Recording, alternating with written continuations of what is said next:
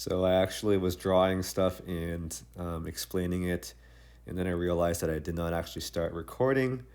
So, well, there's how I started. I drew a little diagram. I defined my direction vectors at the top right there, and I drew a free body diagram. So in this free body diagram, the gravity's there as normal with the components drawn. The normal force is drawn in so that it's equal in magnitude to the y component of gravity. They cancel out. The question says the box is being pushed down a ramp. It's being pushed down a ramp. That means the applied force is aimed down the ramp in the x direction. It's actually going to help the gravity. The applied force is helping the gravity in trying to make the box go down, and they are both being resisted by the friction. And all the forces need to balance out so that this goes at a constant velocity.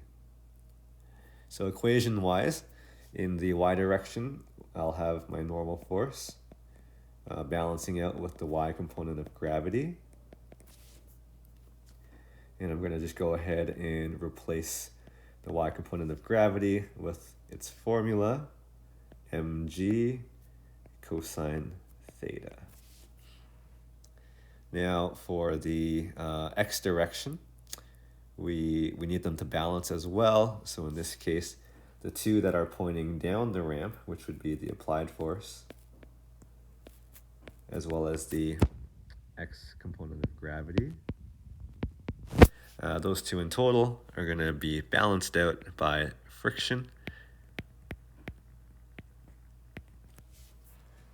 Those are my two formulas. What are we solving for here? It asks us what applied force is necessary. So I'm going to isolate the right equation for applied force.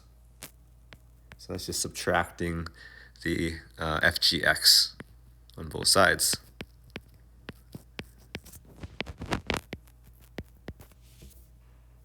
Okay, so now I'll start replacing these with more formulas. So the formula for friction is mu times normal. The formula for FGX is mg sine of theta. And then I'm going to make a substitution. So I'll number these equations 1 and 2. And this expression for normal force is going to go and get substituted right there.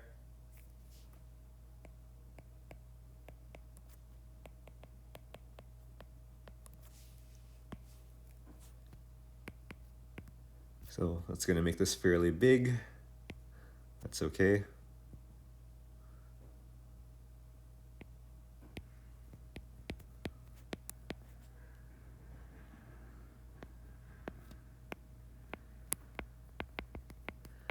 So there's two terms here. They both have mg there, so I'll common factor that out just so I can type a few less digits in the calculator.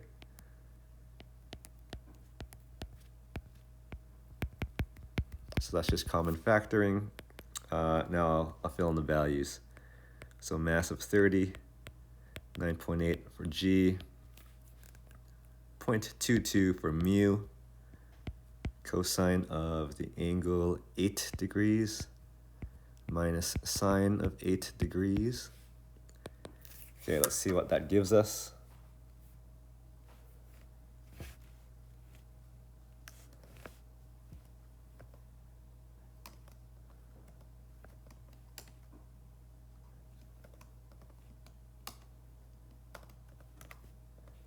So I'm coming up with 23 newtons when I round it to two significant digits. So that's the force, as shown in the free body diagram, is pointing down the ramp or in the positive x direction.